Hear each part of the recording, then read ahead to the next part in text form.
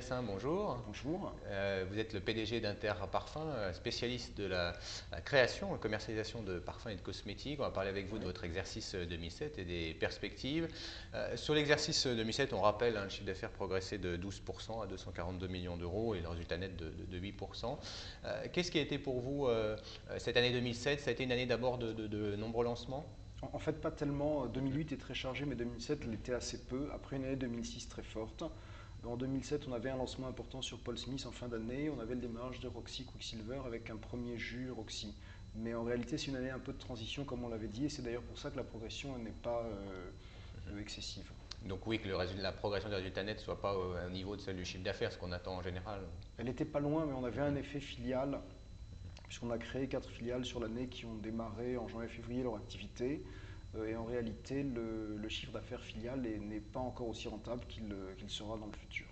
Qu'est-ce qu'on fait justement dans ces années de transition justement? On pense bien sûr à l'avenir d'abord, mais justement en termes de vente, est-ce qu'on est plus actif? On se concentre sur vos Ouais, sur les meilleurs principales marques? marchés. On se concentre sur les marchés, on essaie d'avoir un plan marketing un peu plus actif que les années où on est en fort lancement. Ça veut dire plus d'animation magasin, plus de vitrines, plus d'exposition de la marque en général. Et en même temps, on travaille énormément les lancements de l'année d'après, puisqu'on travaille le plan un an avant, voire 18 mois avant. Donc l'année 2007, en fait, a été très chargée au niveau de la créativité, des nouveaux jus, des nouveaux produits, des nouveaux flacons, qui sont les lancements de 2008 et qui Alors, arrivent maintenant. pour votre activité, pour votre environnement, vous dites qu'il est très concurrentiel. Est-ce qu'il est de plus en plus concurrentiel comment ça évolue justement? Oui. En fait, ça évolue dans deux sens assez différents. Il y a un premier sens, il est moins concurrentiel en termes de nombre de sociétés, puisque quand vous prenez l'univers de la parfumerie aujourd'hui, il y a une quinzaine de sociétés qui font la parfumerie mondiale sur tout ce qui n'est pas parfumerie de niche, mais toute la parfumerie assez large distribution, sélective large, je dirais. Donc c'est tout ce qui est Sephora, Marionneau, Galeries Lafayette, Printemps. Et là, on est de moins en moins nombreux, une quinzaine. Et en revanche, chacun de ces 15 groupes a de plus en plus de marques, puisque de plus en plus de gens dans la mode ou dans les accessoires souhaitent avoir un parfum. Et elles s'adressent donc à ces 15 sociétés-là. Donc en termes de marques et en termes d'offres produits, c'est plus large. Mais je crois que c'est le cas pour tous les secteurs, c'est pas la parfumerie seulement. En termes de société, c'est moins large.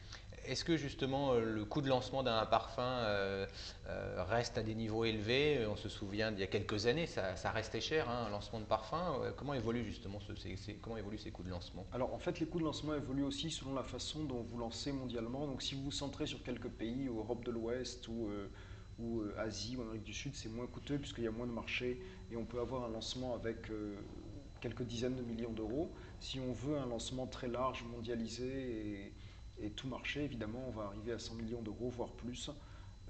Mais le retour n'est pas certain, évidemment. Un mot des marchés dits émergents dans votre secteur, hein, on pense à la Russie ou la Chine. Est-ce que véritablement, par rapport à ce qu'on connaît en Europe de l'Ouest, c'est important? Alors, est-ce que c'est important en volume? Est-ce que c'est important effectivement en prix? Alors, en fait, les trois marchés sont un petit peu différents. La Russie est le marché le plus mature des trois, puisqu'il est arrivé à un niveau de distribution large maintenant, qui est presque équivalent à la distribution européenne. Et le marché est arrivé donc à un niveau assez haut, donc il croîtra moins. Mais on a des consommateurs qui sont très consommateurs de produits de parfumerie et de produits de beauté. En revanche, sur la Chine et l'Inde, je pense qu'on en est au tout début. La Chine est un peu plus en avance que l'Inde, mais on est très loin de la maturité des marchés. Et à mon avis, les croissances de ces marchés sont très importantes encore à venir, ce qui est moins le cas du marché russe. Quand on regarde hein, le profil d'Interparfum, la marque principale reste celle que vous développez le plus, Burberry, bien Oui, sûr. bien sûr. On voit d'autres marques qui montent en puissance. Ça a été un des reproches qu'on avait fait, ou que les investisseurs avaient fait il y a quelques années à Interparfum. Finalement, vous vivez bien avec Burberry. On vit bien avec Burberry, mais surtout, ce que je redis, c'est qu'on a quand même développé 100 millions d'euros de chiffre d'affaires à côté de Burberry, alors qu'avant ces 100 millions d'euros devaient être 40 ou 50. Donc Burberry a cru de manière importante et ça a un petit peu masqué le développement des autres marques. Mais aujourd'hui, Lanvin, Van Cleef & Arpels, Paul Smith sont des réalités de marché. Quicksilver va venir encore aider ce département-là et à mon avis, ce département fera jeu égal à 3-4 ans avec Burberry. Un mot des cosmétiques, là vous avez 100% aujourd'hui de nickel, hein, c'était une des acquisitions dans ce secteur-là. Vous avez d'ailleurs, il y avait un goodwill hein, à déprécier. Qu'est-ce que vous comptez en faire et comment vous comptez développer justement la marque? Alors le marché du soin homme est assez petit encore mondialement. Il est assez important en France, mais il reste petit à l'étranger. Donc on a prévu un développement important sur le nickel avec notamment des changements de communication, des changements de packaging, un plan marketing plus agressif qui est en train d'être mis en place en 2008. Et on compte continuer à motiver nos distributeurs export pour aussi avancer, sachant qu'on reste sur des petits marchés, donc on ne pourra pas faire 10 ou 15 millions d'euros avec nickel demain matin, mais de passer la marque à 4-5 millions d'euros nous semble tout à fait jouable. Et puis on va continuer comme ça parce que ce sera un marché d'avenir après.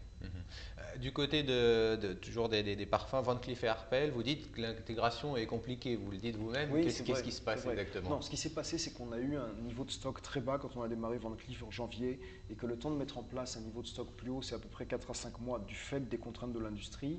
Et en même temps, comme le niveau de stock était très bas, on a décidé de faire tous nos changements produits, qui étaient parfois des petits changements, parfois des grands changements en février-mars. Et donc on a encore repris 3 mois de plus sur les 4 mois. Donc en gros, on a mis 7-8 mois pour commencer à avoir des stocks à niveau normaux et pouvoir commencer à retravailler et relivrer tous les marchés. Donc en réalité, on a eu à peu près 3 mois de vraie activité l'an dernier sur Van Cleef & Arpels. Et d'ailleurs, les 3 premiers mois de cette année sont excellents et montrent bien que le niveau est bien plus haut que celui qu'on avait connu en 2007.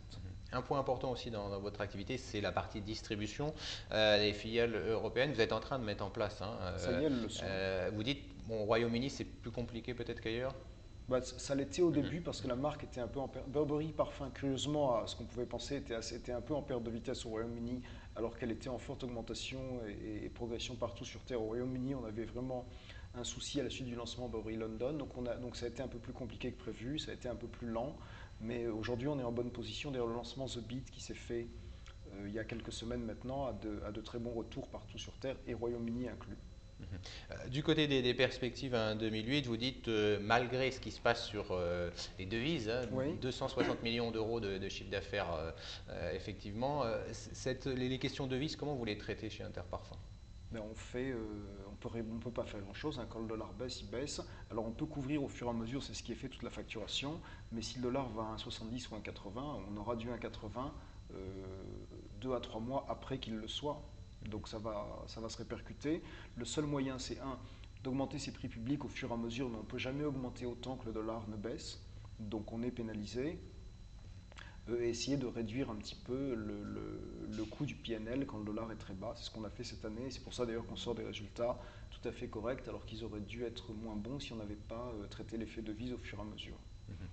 Sur ces perspectives 2008, on parle beaucoup de ralentissement de la croissance économique. Alors traditionnellement, on dit que les parfums et cosmétiques résistent bien dans des périodes de ralentissement, mais bon, on peut peut-être aussi penser qu'il y aura un ralentissement de la croissance. Quelle est un peu votre analyse de la situation aujourd'hui? Moi, j'ai l'impression que la crise est très financière et pas tellement une crise de produits courants, de produits de consommation. La preuve en est d'ailleurs les résultats des sociétés de produits commerciaux l'an dernier. On fait un très bon premier trimestre, donc là encore ça va un peu en sens contraire de ce qu'on entend. Je ne sais pas. Objectivement, je ne sais pas, mais le trend est parti pour être très bon en 2008, même si la crise financière est très forte. Alors, vous parliez d'année de transition 2007 pour les lancements, 2008 pour le coup. Forte année. Forte année. Ouais. Pas une année de transition, une année de remise en place de Van Cleef & Arpels avec 2 lancements. Un premier lancement, petit lancement en janvier qui a complété l'offre sur First. Un second lancement très important, Féerie, qui aura lieu en septembre, qui va repositionner la marque à un niveau plus haut comme on l'avait précisé, donc plus luxueux, plus haut de gamme, plus original, plus créatif. Un lancement important sur Jeanne Lanvin, qui aura lieu aussi dans le courant de l'été, et le lancement de Quicksilver Homme, qui est la première ligne masculine sur Quicksilver, aussi dans le courant de l'été. Donc on a trois lancements majeurs pour nous à partir du 2e semestre. On parlait tout à l'heure des perspectives de chiffre d'affaires. En termes de résultats, vous dites plutôt stabilité. Pourquoi cette stabilité? Non, on a prévu stabilité en pourcentage, mais on a prévu que le résultat net suive la montée du chiffre d'affaires.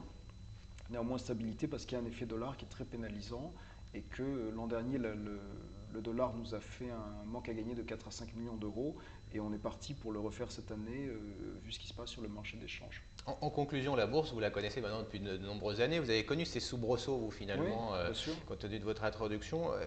Qu'est-ce que vous dites aujourd'hui aux investisseurs pour les rassurer sur les prochaines années d'Interparfums?